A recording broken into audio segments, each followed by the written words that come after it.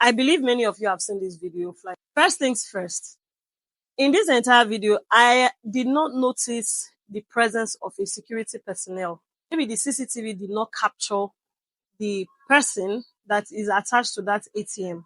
The second thing I want to talk about is, I don't know why this woman decided to come to this ATM alone. Maybe the security person that would have assisted her is not close by.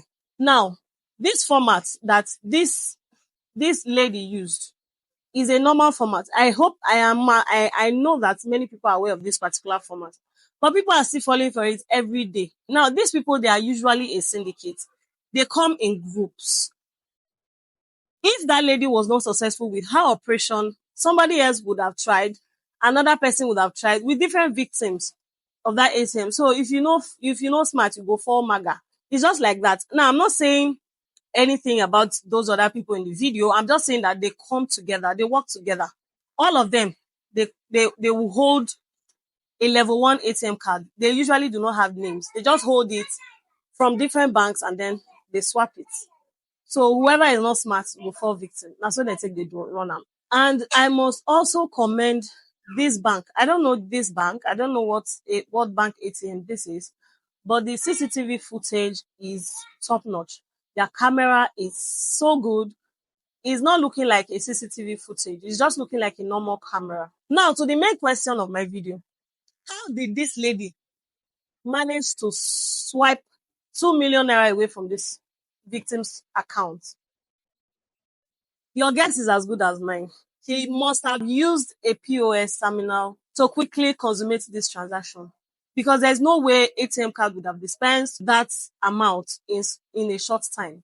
If it was an ATM, she would either do a transfer, and of course, transfers, they are traceable. But in this case, I can bet you it was a POS. I'm saying this because I have seen many cases. There is a particular one that I am handling. This victim is very old. She's in her 80s. She's retired. She's a very learned person. According to her, she doesn't know what. She believes they used jazz on her to be able to, because she's very learned. She's very smart. She's well read. I've gone with this woman to the police station, maybe like 2 occasions that I accompanied her to the police station. They wiped all her gratuity. After they swapped her card, they used it on a POS machine. And in less than 5 minutes, I am not even capping, in less than 5 minutes, they moved all her money, millions of naira. This particular one, she has just received her gratuity. She has been fighting for this gratuity for more than 12 years. So the government just paid her gratuity, and that's how she had so much money in that particular account. They swapped the card and they wiped all her money.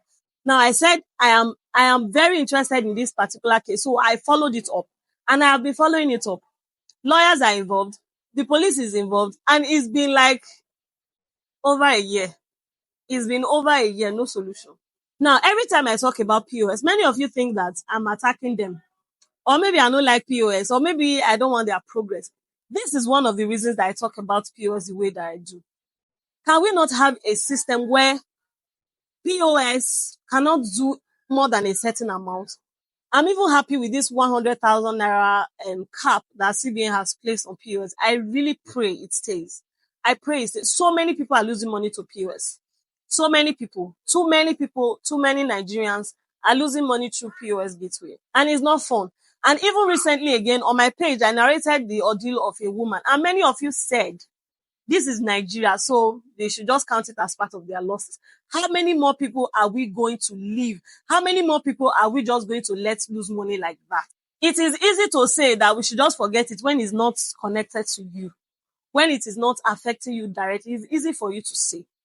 There can be a way that POS, if it is more than 500,000 naira, it can go for authentication, maybe like a second level approval or something.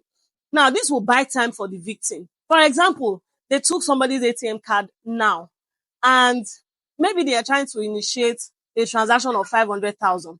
Regulators can put a 500,000 cap. POS cannot do more than 500,000. It will go for a second level authentication, authorization, or approval or something. So this will give victims time. Now imagine that the ATM card was swapped, and the person that swapped is trying to use it on a POS. Maybe she was trying to do 500,000, and the 500,000 is going for a second level approval. The time that the 500,000 naira will return from approval, the victim would have been able to do one or two things. Would have either been able to block her account, call for help, or something. If this woman's loss was 500,000 naira, I am sure the damages will not be this much. It will not be as severe as it is now. Maybe it will not even get to the media, because these things are happening to people every day. Some of these guys, they even carry POS around, they swap card and they use it on the POS that is with them. There should just be a way. I hope you understand what I'm trying to say. POS regulators should look for a way to put a cap on POS transactions. 500,000 naira is like a cap. You cannot do more than 500,000. If it is 500,000, it must go to a second level approval, a second level authentication.